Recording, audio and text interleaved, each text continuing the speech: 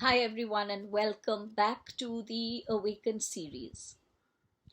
Today we are on part 11, and the subject for today is emotions and evolution. JadeFire explains that our evolution is based upon our emotional intelligence. Our evolution is based upon the content of our emotions. Our evolution is based upon the human emotions that we frequently focus upon. Yes, he does explain that the entire gamut of human emotions are definitely going to be focused upon by us from time to time. But he goes on to say that our evolution is determined not by those one off or transient phases of emotion, but our evolution is based upon the emotions that we primarily focus upon over extended periods of time. So, that for you and I is a bit of a relief, I guess, because we know that if we do get angry or we do get into guilt some of the time, and it's not a consistent pattern with us, then it's not going to hinder our evolution. It's not going to hinder our light signature. It's not going to tell adversely upon our frequencies and the vibrations that we give out.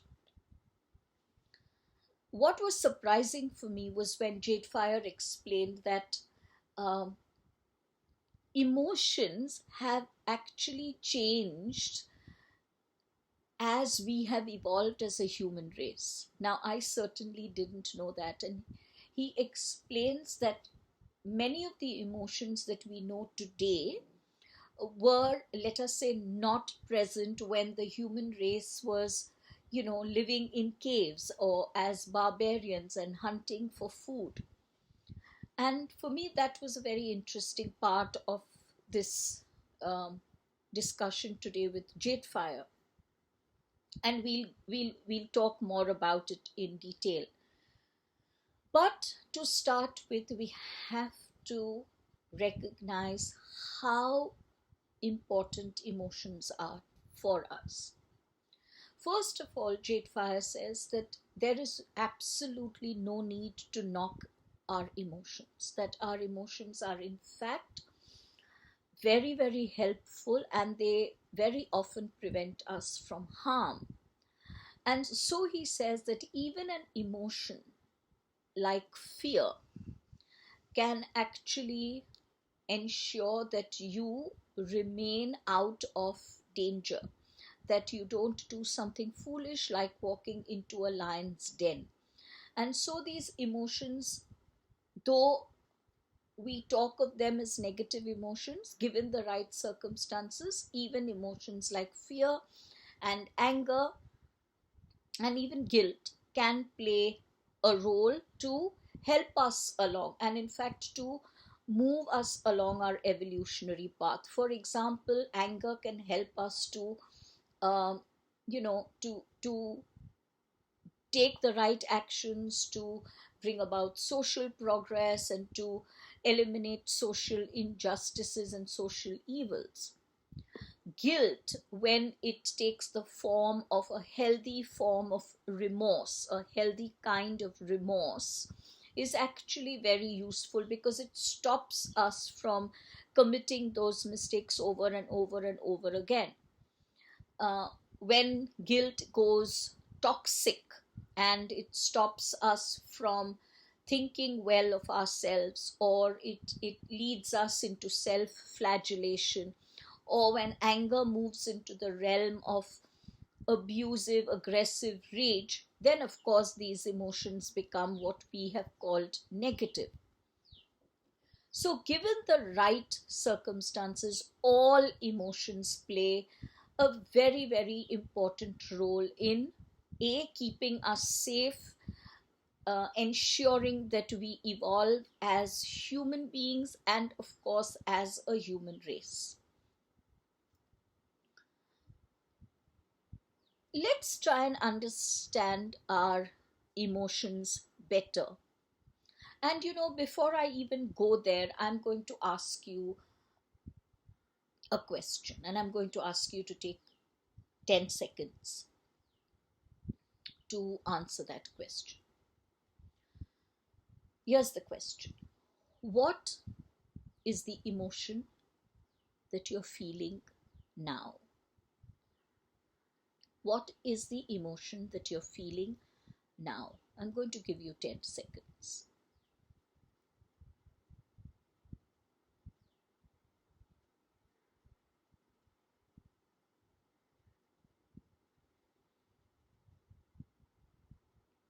You might have been able to answer that question, and many may not be able to answer that question. And the reason why I ask this question is for this purpose. How many of us are in constant emotional awareness? How many of us know moment to moment what emotion is running through us? You see, it is well nigh impossible that we have no emotion for even a moment. Even as you're listening to me right now, paying attention to what I am saying, there could be boredom, for example, running through you, or there could be interest running through you. There could be uh, the emotion of curiosity running through you. So, at every moment, there has to be some emotion running through us. In order to add to our emotional intelligence, you and I have to be very emotionally aware. We have to be aware of what we are going through in every given moment of time. Well, not in every given moment of time, but at least be significantly aware of our emotions for large parts of the day. In fact, sometimes it seems to me as so strange when clients come to me and a particularly large event might be taking place in their lives, and when I ask them to name, to identify the emotion that they are going through, they're unable to do this. They'll give me a kind of a answer like, oh, it doesn't make me feel good, I'm very uncomfortable. But what is that uncomfortable emotion? Why is it not making you feel good? What is it that it's not making you feel good? They're unable to answer these questions. The reason is, as a society, we have been conditioned, we have been taught by our families and the society and our schools.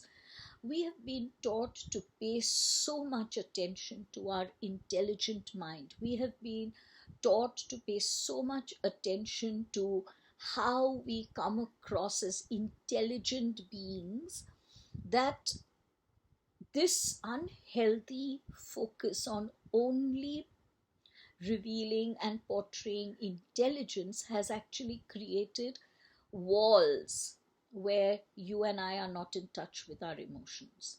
And when we disconnect from our emotions, that lack of emotional awareness will definitely hinder our evolution, because you and I are not going to know why we feel what we feel. You and I are not going to know where our primary focus is upon which emotion, and therefore we are not going to be able to set the course right in case we are veering off the course. Now let's come to that part where JadeFire speaks of emotions having evolved as we have evolved. And he gives an example, and he says boredom is an emotion that is expressed by a technologically progressive society, and I found that very interesting. He says the more use there is of technology in your world, in your daily life, the greater is the emotion of boredom. And he actually gives me an example of my own life. And he asked me to take my memories back to when I was 10, 11, 12. And he said, when you had long school holidays, how did you spend your time? And well, I spent my time reading books. I spent my time uh, playing ball with myself, and I would challenge myself to throw a ball and do some physical movements quickly before I caught the ball. I did a lot of skipping. I did cycling. I would go into the garden and play with my friends, and there was just so much to do. um, Mum or grandmom would teach me how to cook, and every moment was spent in doing something and enjoying my holidays.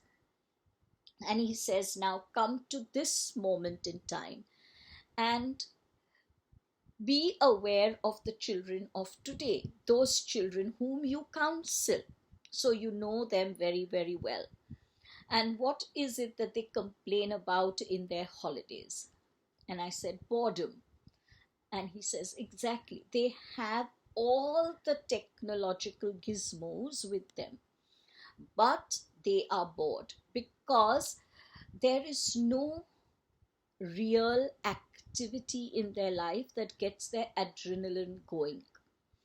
Um, Activity is so important because the feel good uh, factors that we have in our life are all released by activity.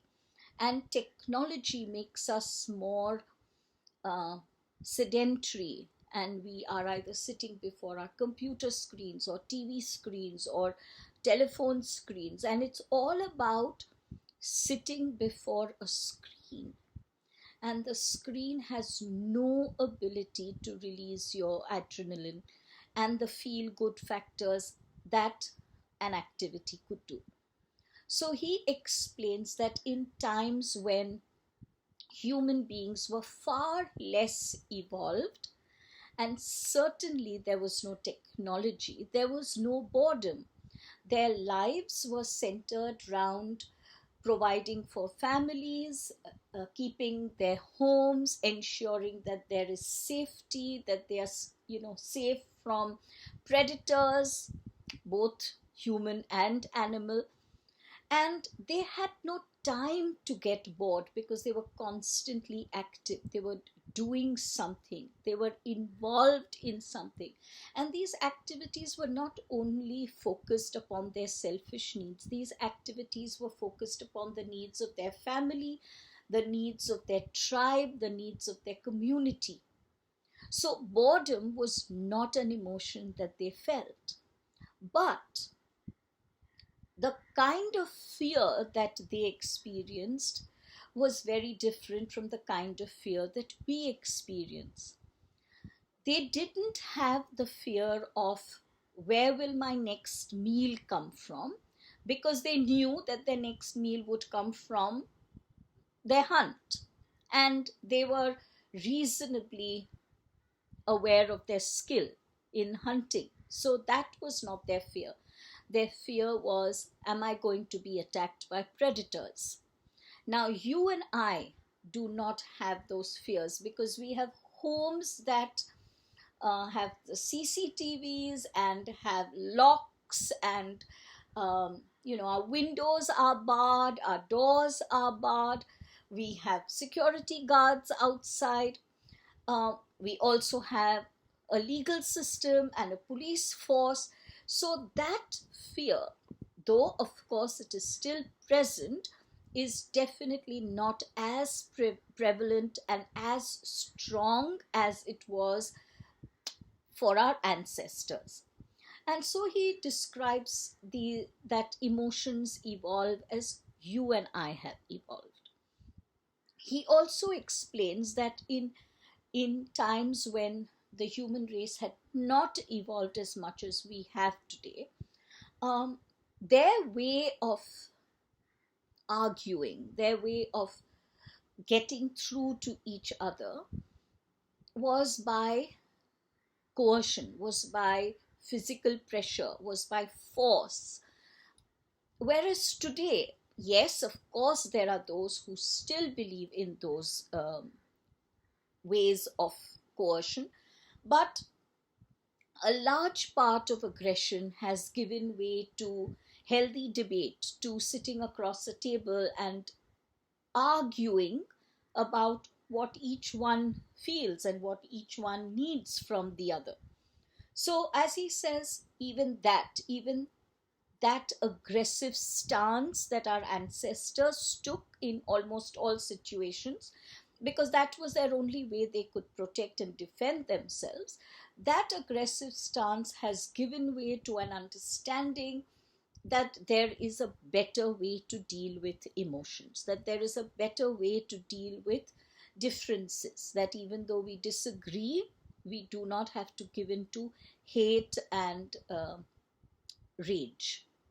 JadeFire then explains that everything that we see, everything that we hear, everything that we experience instantly gives rise to an emotion.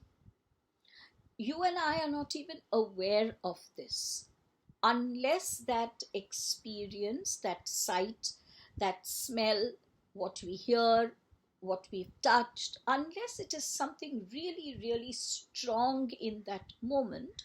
There are many moments that go into through our lives where we are not aware of the emotions. And he says this is one of the most important and crucial aspects of emotional awareness.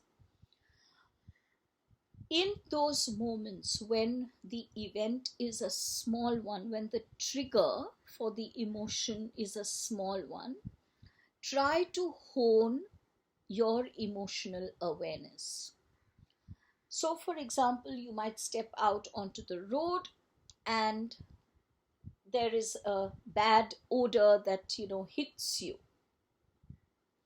Often we'll kind of and move on, and we've forgotten about that emotion, right? Because we've been distracted by something else. Or we hear a very loud, let us say, um, burst outside, and for a moment we're kind of jolted and wonder, what was that? But in a few moments, we continue with our daily chores.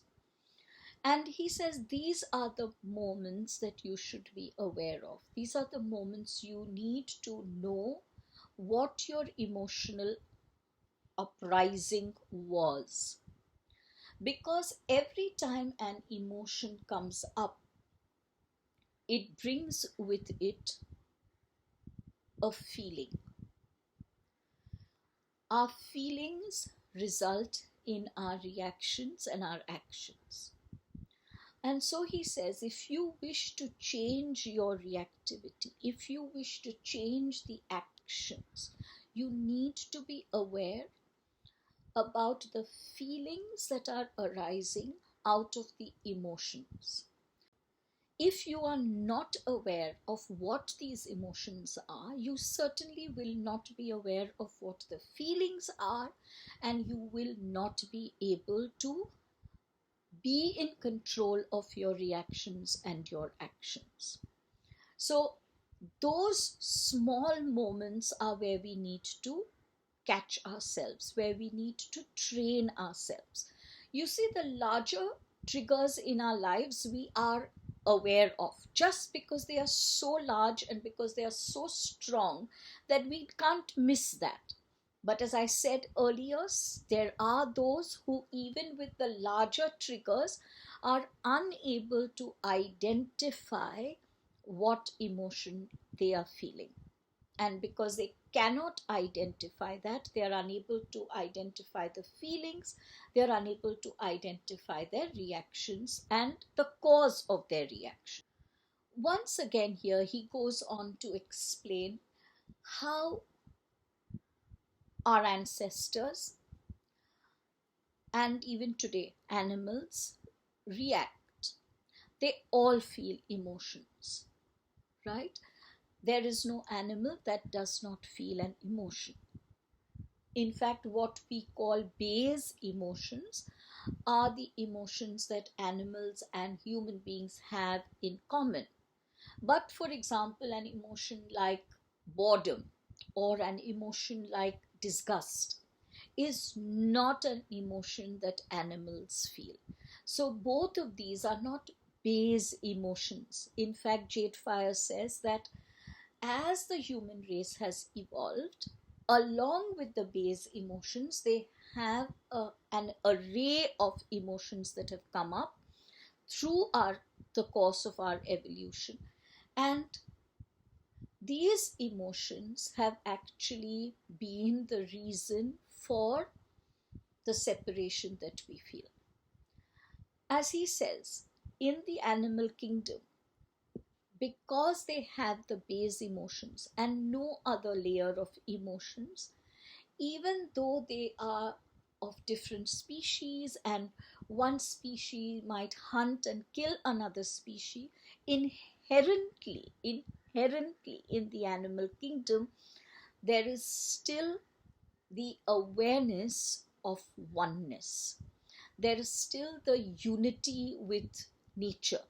They have a greater adaptability, a greater natural adaptability with nature. And this is because, he says, their emotions have only remained at the base emotions. They have not had different layers of emotions like boredom and disgust, which the human kingdom has, and which actually are responsible for you and I feeling separate from each other and from others. JadeFire says that on this layer of emotions, the human race has a layer of thought.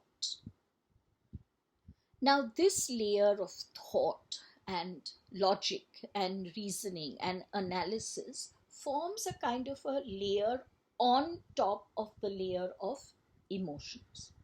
So, when we have an emotion, right, the emotion now comes through the layer of the thought. It has to pass through the layer of the thought and the logic and the reasoning.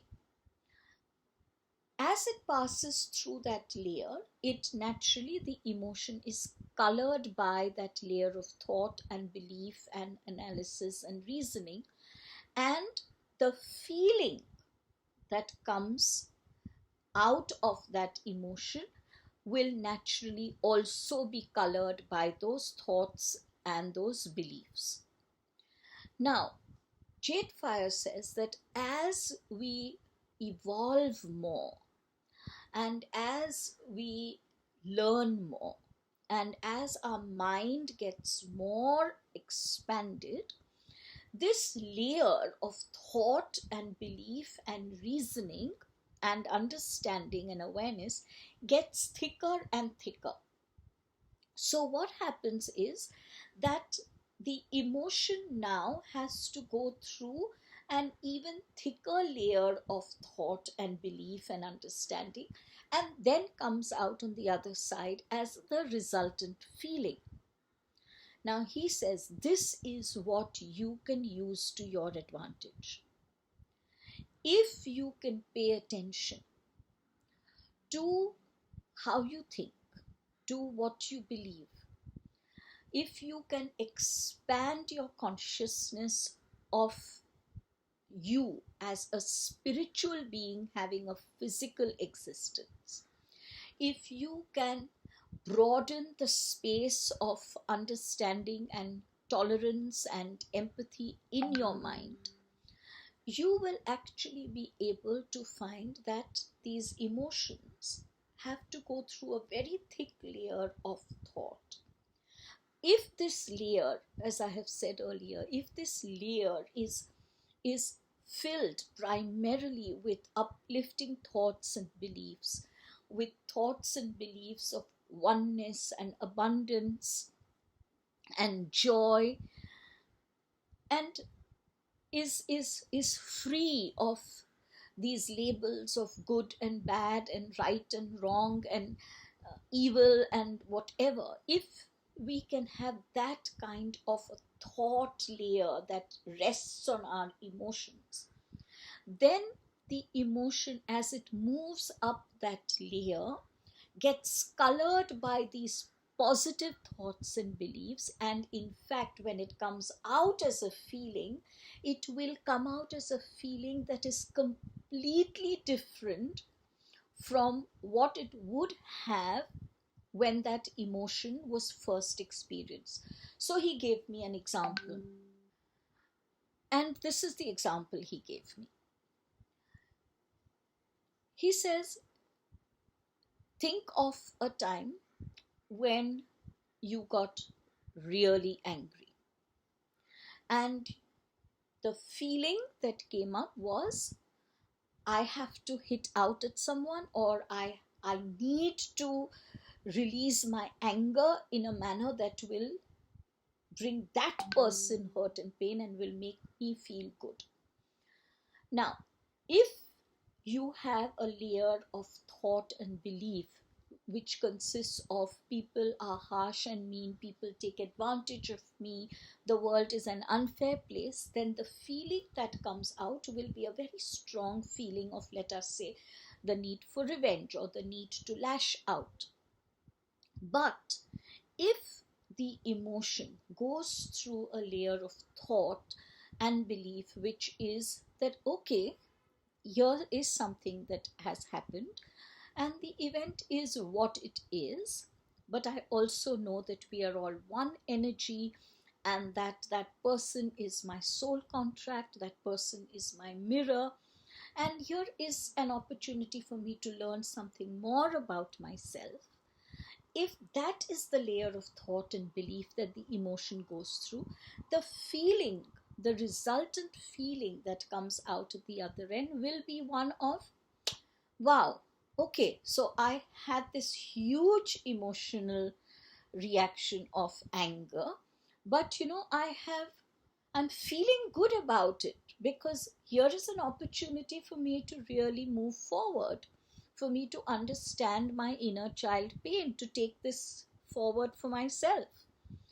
So the emotion and the feeling can be entirely different if you have this layer of thought. So JadeFire says, yes, your emotional awareness is vitally important, but what is also of significant importance is the development of this layer of thought and belief. Ensure that these thoughts and beliefs are very uplifting, are very positive, that they come from a space of awareness, that they come from a space of spiritual oneness. And that is why JadeFire insists that we continue to keep learning. And he had mentioned this in an earlier part of the Awaken series, that just because we believe we know something, we must not proceed to say, I know it all, and therefore not continue to learn. Because every time I learn something, even something that I do believe I know, I will get another angle, another perspective, another depth, another layer to what I already know, which is so vital for the expansion of our consciousness. And this is exactly what JadeFire says. As our consciousness deepens, as our consciousness widens and expands, this layer of thought keeps getting thicker and thicker. And JadeFire says one of the easiest ways to prevent a reaction or an action that comes from a very limited space of emotional frequency vibration is to further the time between the origin of the emotion and the expression of the feeling. He says if you can do that, the longer you take between the emotion and the resultant feeling and its expression, the longer is the time you give yourself to process that emotion, to process the event that gave rise to the emotion through your wisdom. You give yourself the time to process this event through your divine consciousness. You give yourself the time to process this event through your creative mind, through that second mind. You give yourself the time to touch and be in connection with your inner child and understand the pain of your own inner child, which has colored the event and given it the color that you are seeing it as. So we need that time to process.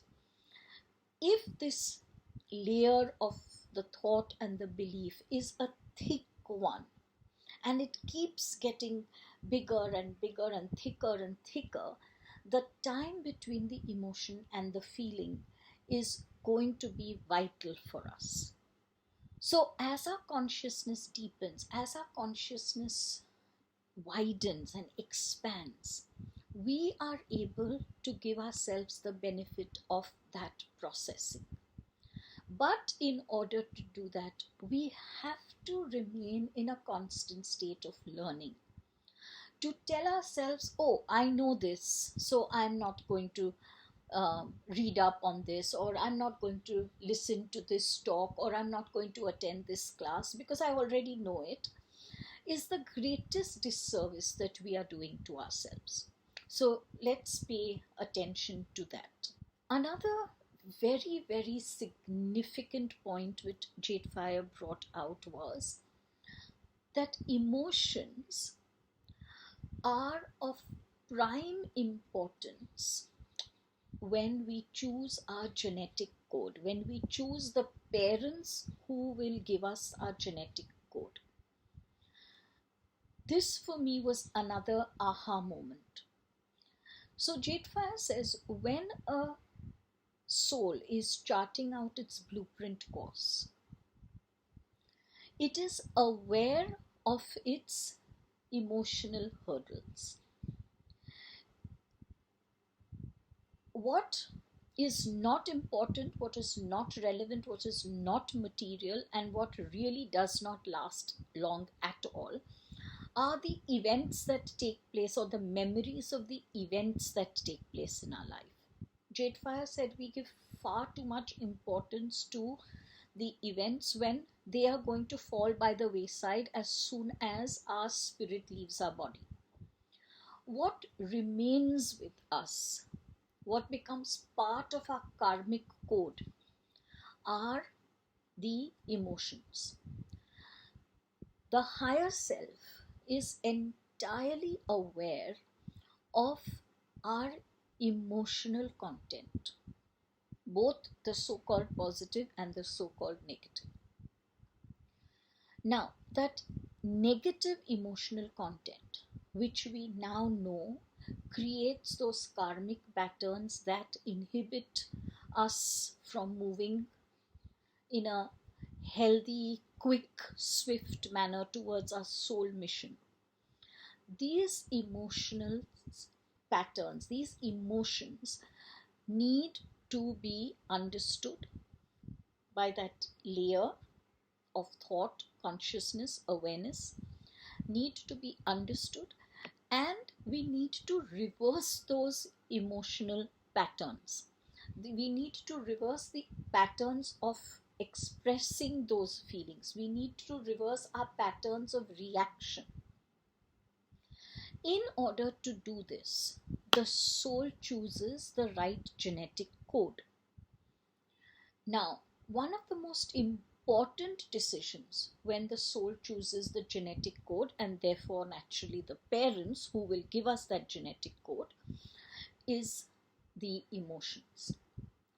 For example, if I know as the soul that my hurdle, my karmic hurdle has been consistently, in whichever physical vehicle I have occupied, has been rage, then I will choose the parents who, through their genes, will be able to give to me the potential, the propensity, and the characteristic of rage.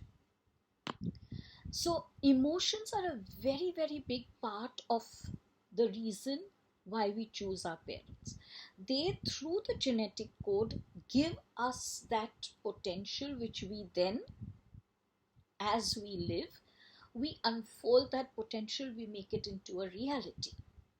Now, as L, I manifest that potential into my reality and I feel that emotion of anger. If I have this layer of thought and consciousness and awareness, now I have given myself the opportunity to process an old emotion. But I now have the ability to understand it. I now have the ability to look beyond illusion into what is cosmic truth. And therefore, my reactions that come from that emotion will be entirely different. You see that emotion is present. For example, JadeFire says anger and fear and lust and sadness and happiness and grief uh, and curiosity and amazement are all emotions that are going to be present in everyone. We're not going to be able to run away from them. So let's not try to remove those emotions. We can't succeed in that, it's not possible. What we can do is to reverse those patterns. We can reverse those patterns of reaction. We can reverse those patterns of needing to take revenge, of needing to lash out. We can reverse the beliefs of that we have in separation and in scarcity. So all of that is possible only as this layer becomes thicker and thicker, and that is why it's very, very important to pay attention to that layer. JadeFire goes one step further and he says, though understanding your emotions will certainly help you towards assimilating the energies and therefore expanding your consciousness, it is not necessary, and in fact, he says it is not possible in many situations. And he explained why. He says, understand that you are taking a genetic code from your parents that carries with it, as he has already explained to us in the earlier parts, that carries with it many of the emotional patterns and the karmic codes of our ancestors. Not every emotion that you and I experience will therefore be clearly understood by us. And therefore, he says, in those situations, when you try, you make a reasonably genuine attempt to try to understand, but you still are unable to understand, he says, just let it go. And very gently he adds, in those situations, just trust the process. What is this process that he is talking of? He says, just trust that the process of identifying the emotion, allowing it to rise up and filter through your consciousness, through your intelligence, through your awareness, through your thoughts and beliefs, and then allowing it to be released as a feeling that is not a toxic feeling and that has actually changed because of this positive layer that it has gone through. This is the process that we have to trust in. He says understanding that emotion will take you up to a certain point. Understanding that emotion is not going to help you to assimilate the feelings, is not going to help you to reverse the karmic pattern. So he says, instead of distracting yourself from the process and using this thought and using this analytical process as something that you do in order to escape connecting to your emotion, in order to escape allowing this emotion to go through the thought field. If you do that, you are doing yourself a great disservice. Understand it if you can. If you can't, he says, please let go of this.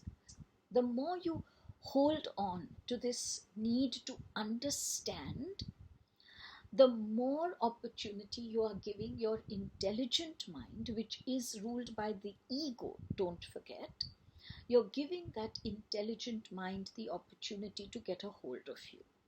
And once that happens, this whole process of emotion going into thought and consciousness and then coming out as a positive feeling and therefore reversing the karmic patterns of reaction, that whole process has gone down the drain for you.